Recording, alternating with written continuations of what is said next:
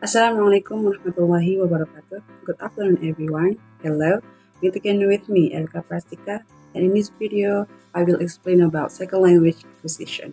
So, are you familiar with second language acquisition? If not, let me explain you about it. So, stay tuned.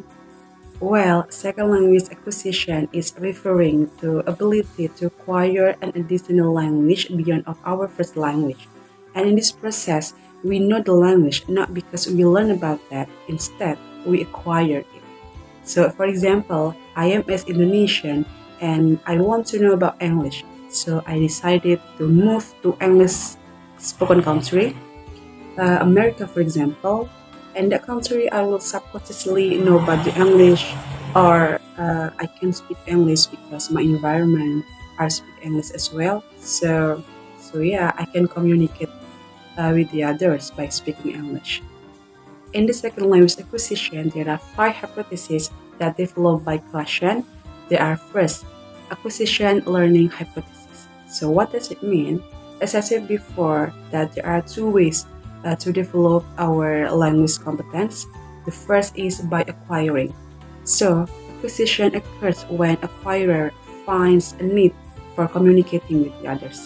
On the other hand, learning is explicit learning with direct instructions about the rules of the language. The next hypothesis is monitor hypothesis. What's that? So, when we acquire the language, the grammatical rules are not developed until later. So, we have to learn about that. Why we have to learn? Because in order to have conscious knowledge about grammatical rules, once we have conscious knowledge about grammatical rules, we are able to edit or self-monitor oral and written language. So next hypothesis is natural order. So what is natural order? For example, when I learn English, the aspects of English has similarities with Indonesian, Japanese, French, or the other language that exists in this world. The next hypothesis is comprehensible input.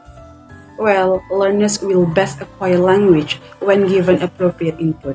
Well, comprehensible input is easy to understand, but still challenges for students to invert meaning just beyond their level of language competence.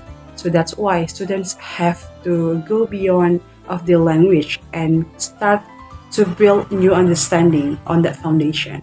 Well, the last hypothesis is affective filter. Hypothesis emphasizes that the environment should provide safe place, or the students have to give the safe place to take a risk to learn the language. It is because the learner's emotional state will affect their receptiveness to comprehensible input.